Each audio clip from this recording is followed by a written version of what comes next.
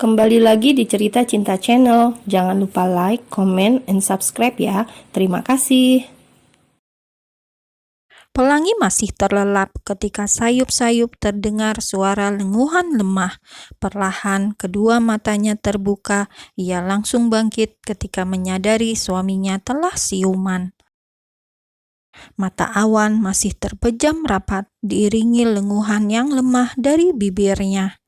"Ah, sakit sekali," lirihnya. Tangannya bahkan tak kuasa bergerak untuk menyentuh kaki yang terasa nyeri. Hanya jemarinya yang terlihat bergerak lemah. "Mas Awan sudah sadar." Tangan Pelangi gemetar, begitu juga dengan suaranya. Ingin menyentuh tubuh suaminya, namun takut Awan akan semakin kesakitan. "Tunggu sebentar, aku panggil dokter." Awan hanya merespon dengan mengerjapkan matanya. Naluri Pelangi membawa dirinya untuk segera berlari keluar untuk memanggil perawat yang berjaga. Pelangi berdiri di sudut ruangan dengan jari-jari saling meremas. Ia belum berani mendekat dan hanya menatap suaminya yang sedang diperiksa oleh beberapa dokter. Ayah Ferry, Ibu Sofi, serta Ayah Ahmad dan Ibu Humairah juga sudah berada di ruangan yang sama. Mereka langsung menuju rumah sakit begitu mendengar kabar Awan telah siuman. Sesekali terdengar suara Awan melenguh, dan itu membuat mata Pelangi terpejam. Ia pun merasakan kesakitan yang sama setiap kali mendengar suaminya meringis. Bola mata Awan berputar menatap satu persatu orang yang berada di ruangan itu. Tampak seperti mencari sesuatu. "Ibu," tangan Awan bergerak seolah meminta Bu Sofi mendekat, sehingga ia perlahan melangkah maju dan menyambut uluran tangan putranya. "Kamu kenapa, Wan?" Lenguhan kembali terdengar, membuat Bu Sofi melirik dokter-dokter itu. "Dokter, tolong lakukan sesuatu untuk mengurangi sakitnya." "Sabar, Bu. Dokter pasti memberikan yang terbaik untuk Awan," bujuk Ayah Ferry. "Bu." "Iya, Awan. Ibu dengar, Nak." Awan menatap Bu Sofi dengan kedua alis yang saling bertaut menyeratkan rasa sakit, lalu berbisik, "Bu, tolong panggilkan Priska kemari." Zidan mendekap Pelangi lebih erat. Wanita itu hampir terhuyung mendengar nama yang baru saja terucap dari bibir suaminya. Sungguh mengejutkan. Orang pertama yang diingat Awan ketika tersadar justru orang ketiga dalam rumah tangga mereka.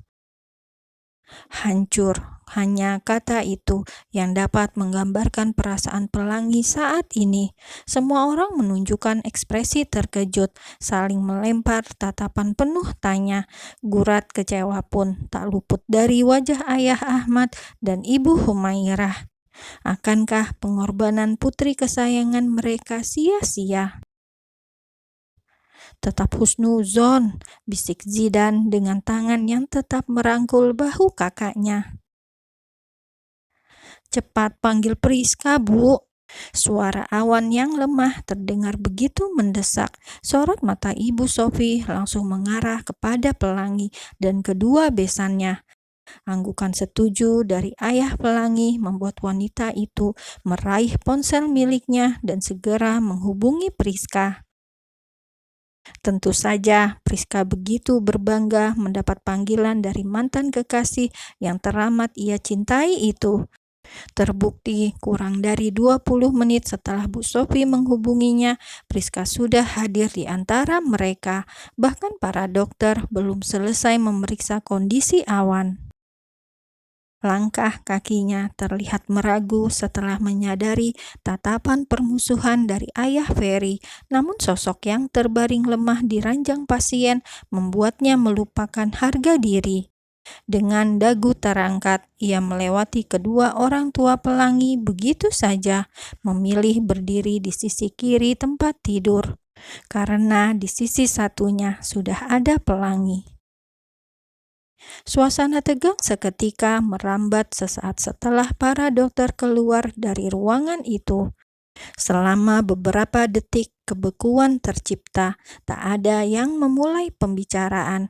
Ayah Ahmad dan Ibu Humairah tampak sudah pasrah, kecewa, bahkan enggan menatap Awan. Inikah akhir dari pernikahan putrinya? Awan, aku sudah di sini. Tangan Priska terulur ingin menyentuh tangan Awan. Naluri sebagai istri menuntun Pelangi untuk segera menghalau tangan Priska agar tak menyentuh tubuh suaminya. Sebuah sikap yang menegaskan bahwa dirinya lah yang berhak atas pemilik tubuh itu. Jangan sentuh suamiku, kamu bukan mahramnya. Mata sayu Awan pun menatap tangan Pelangi yang berada di atas tubuhnya. Tangan Priska yang menggantung di udara segera ia tarik dan memilih menyilangkan di bawah dada. Bibirnya terangkat tipis membentuk senyum sinis. Kamu lupa kalau Awan yang meminta aku kemari. Seharusnya kamu cukup cerdas untuk memahami apa artinya. Kalau Awan memang memilih istrinya, lalu untuk apa dia memanggil wanita lain?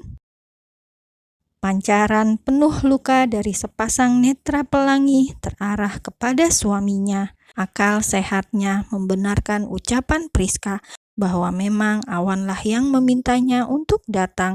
Lalu apalagi yang ia harapkan ketika suaminya sendiri malah menginginkan kehadiran wanita lain. Mata Pelangi terpejam diiringi hela nafas yang berat. Kakinya terayun untuk segera meninggalkan ruangan itu. Biarlah jika suaminya memilih wanita lain, Pelangi sudah tidak memiliki daya untuk bertahan. Namun baru 3 langkah, Awan sudah meraih pergelangan tangannya yang membuat Pelangi seketika terdiam di tempat. Jangan pergi. Untuk pertama kalinya, Pelangi melihat tatapan yang berbeda dari mata suaminya.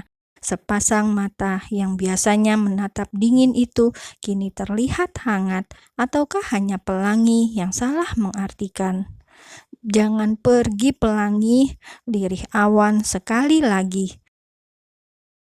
Genggaman tangan yang menyeratkan saling memiliki di antara sepasang suami istri itu melunturkan kepercayaan diri Priska, bagai dijatuhkan dari angkasa ke dasar bumi. Awan, apa maksud kamu meminta aku kemari? Awan menatap semua orang yang berada di ruangan itu dan berhenti pada kedua mertuanya. Tanpa melepas genggaman tangannya, malah kini ia letakkan tangan Pelangi di dadanya. Ayah, Ibu, saya mau menjelaskan semua kesalahpahaman yang terjadi.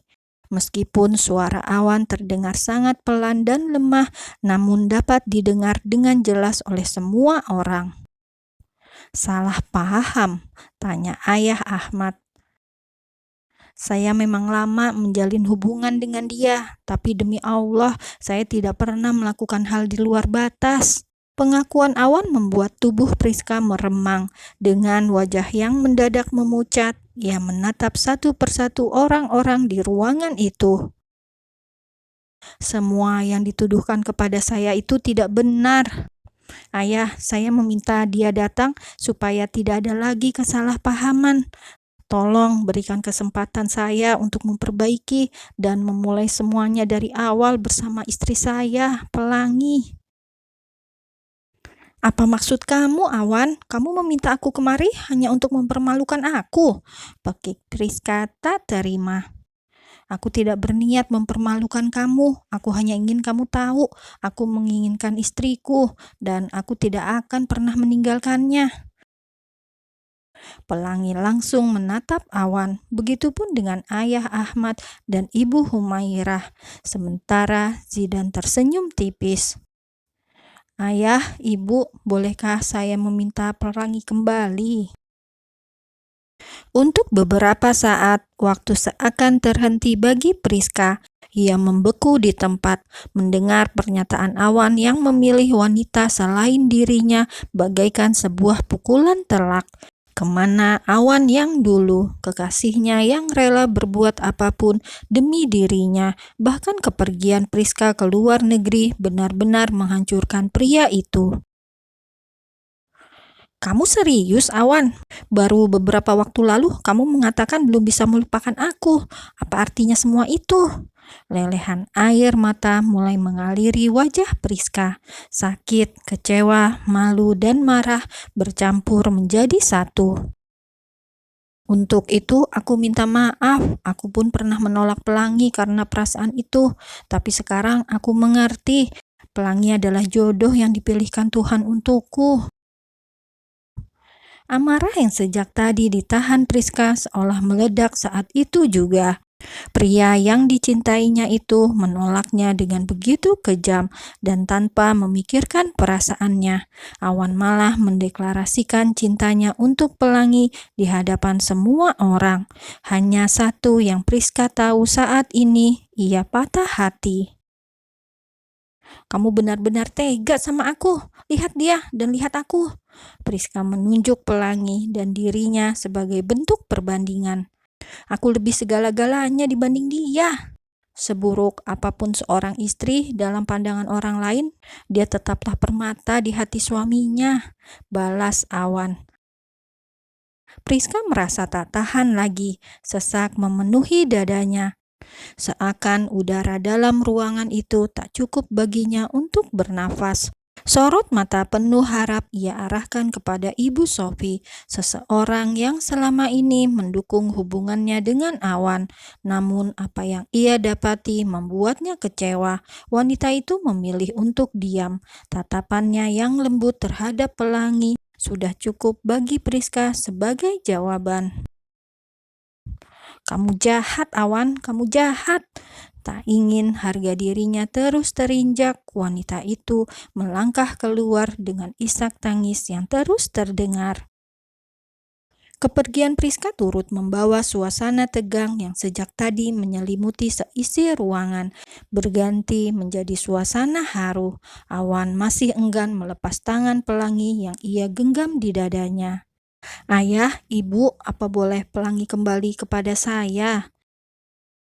Garis bahagia tak dapat disembunyikan oleh Ayah Ahmad dan Ibu Humairah. Begitu juga dengan kedua orang tua Awan. Zidan pun tampak bernafas lega. Bibirnya bergerak tanpa suara, mengucap Alhamdulillah. Kami hanya orang tua, sedangkan Naawan suaminya. Naawanlah yang memiliki hak mutlak atas Pelangi. Ketika seorang anak perempuan menikah, maka surganya sudah berpindah dari ibu ke suaminya. Jawaban melegakan dari Ayah Ahmad membuat senyum terlukis di bibir Awan. Segenap beban yang menghimpit dadanya seketika sirna. Terima kasih Ayah, Ibu, Zidan. Mulai sekarang saya akan menjaga Pelangi dengan sebaik-baiknya.